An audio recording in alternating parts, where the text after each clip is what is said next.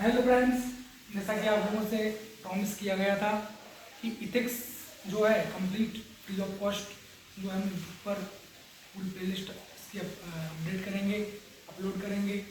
So basically आज हम लोगों का जो डिस्कशन है वो इथिक्स पर है और इसका जो पहला टॉपिक है इथिक्स में कि इथिक्स एंड ह्यूमन इंटरफेस।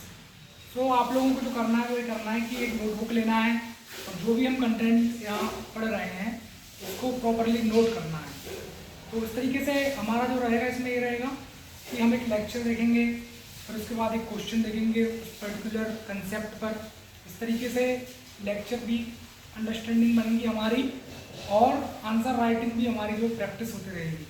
हम इसमें बहुत सारी जगह से जो भी मटेरियल है उसको कंसाइज करेंगे, अलग अलग मेंस 365 को भी इनकॉर्पोरेट करेंगे। मेरी खुद की रिसर्च है, नए नए एग्जाम्पल्स हैं। सो बेसिकली इन्रिचमेंट कंटेंट हो जाएगा और इतना अच्छा कंटेंट हो जाएगा कि मतलब अगर आपका निकल रहा है तो फिर मेंस में आपका मिनिमम 110 नंबर गारंटी आपको है कि आपके 110 नंबर आ सकते हैं एथिक्स में, अगर जितना भी हम पढ़ रहे हैं उसको आप अच्छे से समझते हैं, अंडरस्टैंडिंग डेवलप करते हैं, बार बार इन वीडियो को देखते हैं।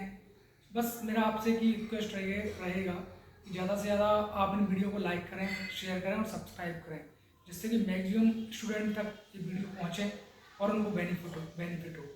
सो एथिक्स का जो पूरा रिस्पॉन्सिबिलिटी है वो आप मेरे ऊपर रख सकते हैं और मैं अपना बेस्ट एफर्ट्स डालूंगा कि इससे मैक्सिमम बेनिफिट आप लोगों को रीच हो। सो सबसे पहला जो टॉपिक है हमारा वो है ethics and human interface. So basically इस टॉपिक में जब हम पढ़ते हैं तो सबसे पहले तो इस बात को हम समझेंगे कि इथिक्स होता क्या है। सो एथिक्स बेसिकली डिराइव हुआ है एक ग्रीक वर्ड से और उस ग्रीक वर्ड का नाम क्या है? इथिकोस। हमने क्या पढ़ा? हमने पढ़ा कि इथिक्स डिराइव हुआ है एक ग्रीक वर्ड से जिसका नाम है इथिकोस। और इथिकोस का मतलब होता है अराइजिंग आउट ऑफ हैबिट। जो हमारी आदतें हैं, जो हमारी हैबिट डेवलप होती है धीरे धीरे, स्लोली एंड ग्रेजुअली।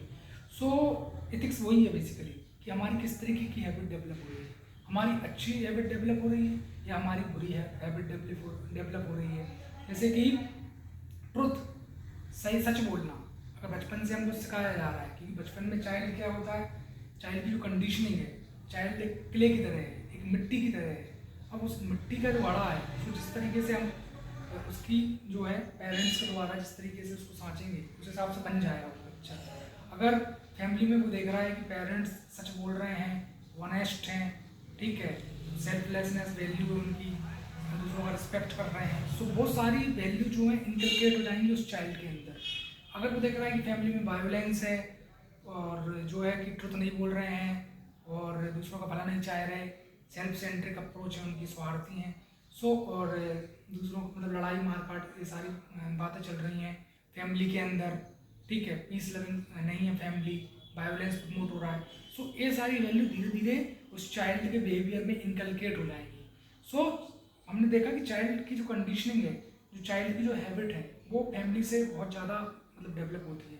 जैसे जैसा फैमिली में जो वैल्यू इनकलकेट होंगी वही चाइल्ड के एटीट्यूड में डेवलप हो जाएगी। सो वही हमने देखा कि स्लोली एंड ग्रेजुअली जो हैबिट है इथिक्स से जो है वो ड्राइव हुआ है ग्रीक वर्ड से इथिकोस, और इथिकोस का मतलब होता है arising out of habit, arising out of habit. और हैबिट धीरे धीरे एक कैरेक्टर का पार्ट बन जाती है, क्योंकि कैरेक्टर जो चरित्र है एक दिन में तो बनता नहीं है, स्लोली एंड ग्रेजुअली डेवलप होता है। तो ये हैबिट लगातार क्या है, जो रिकरेंस बिहेवियर में जो हमारा बिहेवियर है उसमें बार बार जो मतलब रिपीटिशन है, सो उससे क्या होता है कि वो एक हैबिट बन जाती है और यही हैबिट आगे चल के एक कैरेक्टर का जो है पार्ट ले लेती है और पूरा कैरेक्टर बन जाता है।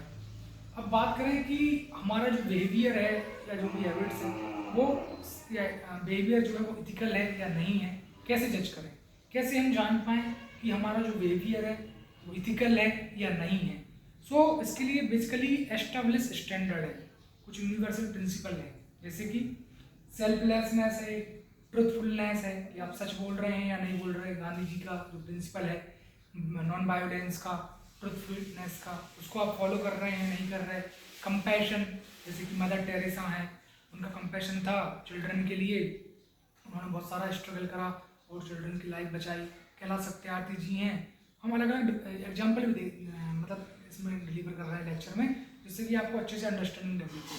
कैलाश सत्यार्थी का जो बचपन बचाओ आंदोलन है, तो उसमें किस तरीके से उन्होंने चिल्ड्रन का जो बचपन है उसको बचाने की मदद करी। बात करें और कि किस तरीके से सर्विट्यूड है, मतलब सोसाइटी में हमको जो है मदद करना है। सो जैसे एज ए ब्यूरोक्रेट्स हैं आप, जैसे एक है उमाकांत राव। उमाकांत राव क्या है, जो है उज्जैन के डिस्ट्रिक्ट कलेक्टर रह चुके हैं, IAS ऑफिसर हैं। सो सबसे बड़ी जो समस्या थी उज्जैन में वो क्या थी कि वहाँ पर किसानों के लिए बहुत बड़ी समस्या थी। फसल का जो सही दाम नहीं मिलता था और फसल पैदा नहीं होती थी सही साठ उनकी, तो दाम कहाँ से मिलेगा सही साठ, क्योंकि वहाँ पर पानी की बहुत बड़ी समस्या थी, ड्रॉट प्रोन एरिया था, सूखा पड़ गया था। तो उमाकांत राव जी ने एक सजेशन दिया है डिस्ट्रिक्ट कलेक्टर कि सभी लोगों के पास जो भी एग्रीकल्चर लैंड है उसमें कुछ पार्ट जो है वो प्रिजर्व करेंगे। वो जैसे कि मान लीजिए 2 एकड़ का ये लैंड है, इस 2 एकड़ में आधा एकड़ जो है वो रख देंगे तालाब के लिए, आधा एकड़ तालाब के लिए और 1.5 एकड़ पर आप फसल उगा रहे हैं। तो इस आधा एकड़ पर क्या होगा, प्रिजर्व करेंगे, तालाब बनाएंगे, पॉन्ड बनाएंगे। ये पूरे उज्जैन में लागू किया गया और आज उज्जैन जो है बहुत ज़्यादा प्रॉस्परस हो गया है। फार्मर की जो इनकम है वो भी बहुत अच्छी मिल रही है उनको, जो भी गेहूँ है, धान है, उसकी फसल में प्रॉस्परस है। तो इतना बड़ा इनिशिएटिव जो लिया गया। सो सर्विट्यूड यही है कि भाई आप लोगों को किस तरीके से मदद कर सकते हैं, आप एडमिनिस्ट्रेशन में जाकर भी मदद कर सकते हैं। उसी प्रकार बात करें पीस लविंग कि आपका जो बिहेवियर है वो पीस लविंग है या नहीं, आप शांति चाहते हैं या नहीं।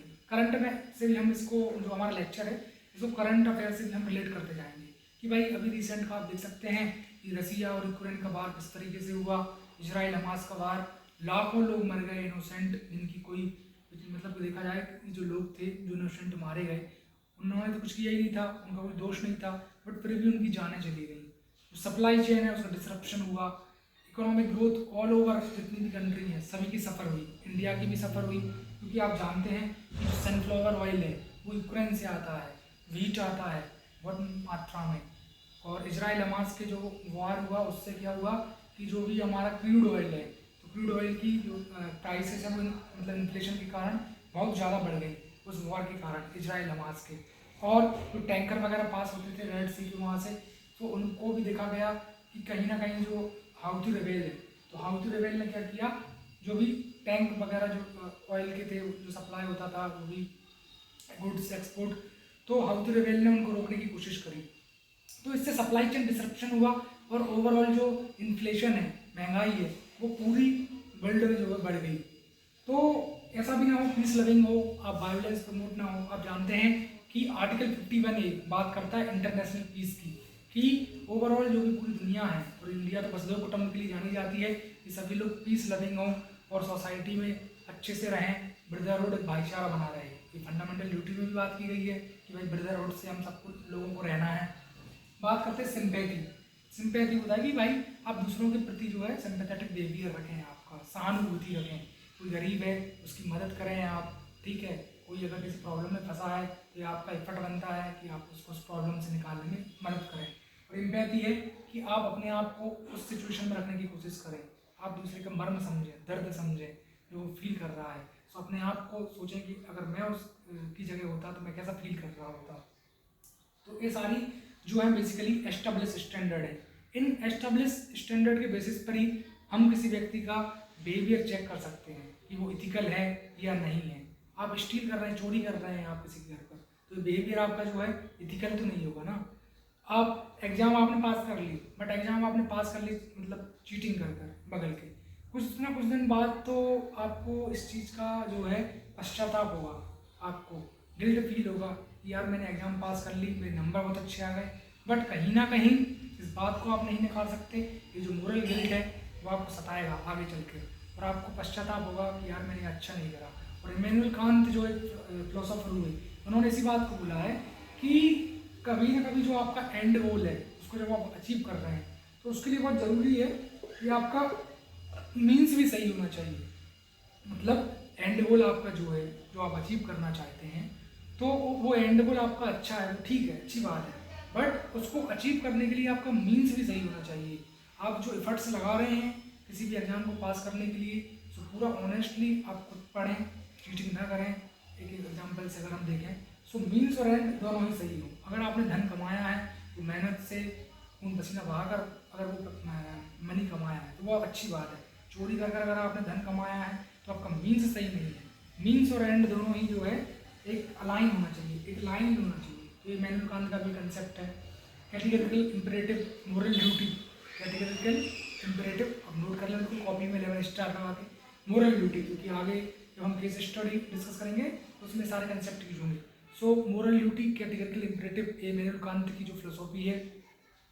और अगर हम बात करें स्वामी विवेकानंद जी की, तो स्वामी विवेकानंद जी ने भी कंसेप्ट दिया सेल्फलेसनेस का। इसको महत्वपूर्ण उन्होंने हमें बताया कि भाई सेल्फलेसनेस है, सोसाइटी का वेलफेयर जो है, परोपकार की भावना जो है, अपने आप को दूसरों की सर्विस में जो है झकझोर देना, दूसरों की मदद करना ज़्यादा से ज़्यादा।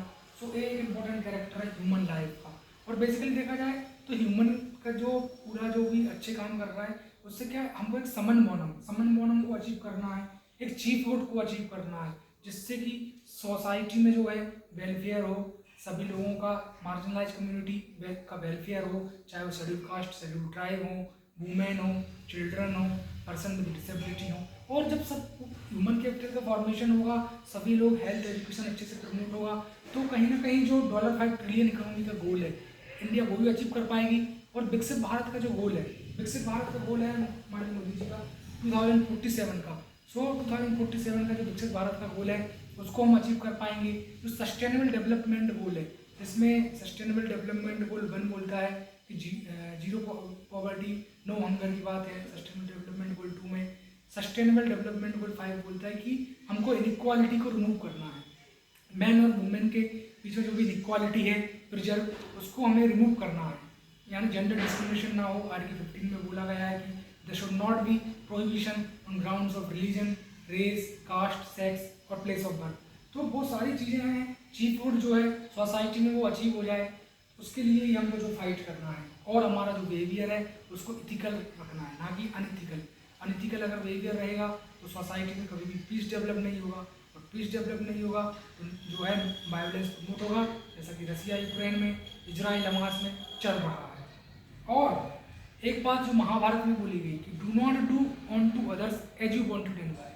हमने क्या पढ़ा, हमने अभी समझा जस्ट कि महाभारत में एक जो कोट है कि do not do unto others as you want to be done by. आप दूसरों के साथ वैसा व्यवहार ना करें जैसा कि आप अपने साथ चाहते हैं। अगर आप चाहते हैं कि आपके साथ कोई अच्छा व्यवहार करे तो उसके लिए ज़रूरी है कि दूसरों के साथ भी आप अच्छा व्यवहार करें। क्योंकि कुंती, जैसा कि आप जानते हैं, जब जो दुर्योधन थे वो आया था, दुर्योधन आया महल देखने, तो कुंती ने बोल दिया था कि अंधा अंधे का पुत्र अंधा।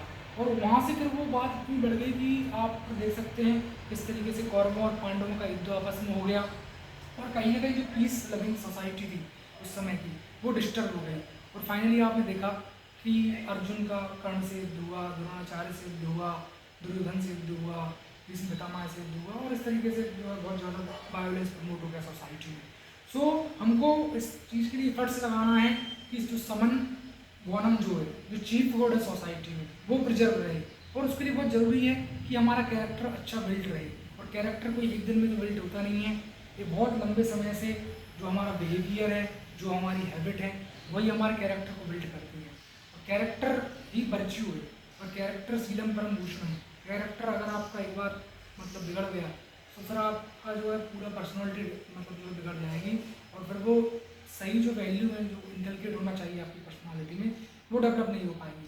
इसलिए बहुत ज़रूरी है कि आप आपका कैरेक्टर को प्रिजर्व करें, आपका बिहेवियर जो है वो इथिकल रहे। इथिकल बिहेवियर अगर रहेगा तो आप अच्छे काम करेंगे, अच्छे काम करेंगे तो आपकी जो ओवरऑल पर्सनालिटी है, समाज में जो एक अच्छी इमेज है वो डेवलप हो गई। सो इथिकल बिहेवियर होना बहुत ज़रूरी है। तो इस तरीके से हमने पूरा कॉम्प्रहेंसिवली जो है पहला टॉपिक है एथिक्स ह्यूमन इंटरफेस, इसको कंसाइज करने की कोशिश की है। हमारा ये मकसद रहेगा कि 10 से 15 मिनट का वीडियो रहे, फिर उसके बाद एक क्वेश्चन हम लेंगे, उस पर आंसर राइटिंग करेंगे। इस तरीके से हम चलेंगे। और आप विश्वास कीजिए पूरा जो भी हमारे जितने भी वीडियो रहेंगे आने वाले 30-40, तो उसमें आपका पूरा जो है एथिक्स कवर हो जाएगा। एथिक्स की केस स्टडी भी हम बहुत सारी 50 से 60 केस स्टडी यहीं पर डिस्कस करेंगे यूट्यूब पर। बस मेरा आप सबसे यही अनुरोध है कि ज़्यादा से ज़्यादा इस वीडियो को लाइक करें, शेयर करें, सब्सक्राइब करें, और कमेंट करके ज़रूर बताएं कि आपको वीडियो कैसा लगा। ये एथिक्स का जो लेक्चर सीरीज जो कि आज से चालू हुई है, ये आपको कैसी लगी कमेंट करके जरूर बताएं, और ज़्यादा से ज़्यादा अपने फ्रेंड में शेयर करें। तो थैंक यू वेरी मच। मिलेंगे आपको कल एक नए वीडियो में, जिसमें एथिक्स का फर्दर जो थ्योरी ऑफ एथिक्स है, जिसमें नॉर्मेटिव इथिक्स हो गया, अप्लाइड इथिक्स है, डिओन्टोलॉजिकल अप्रोच है, टेलीलॉजिकल अप्रोच है, वो सब हम डिस्कस करेंगे। Thank you very much.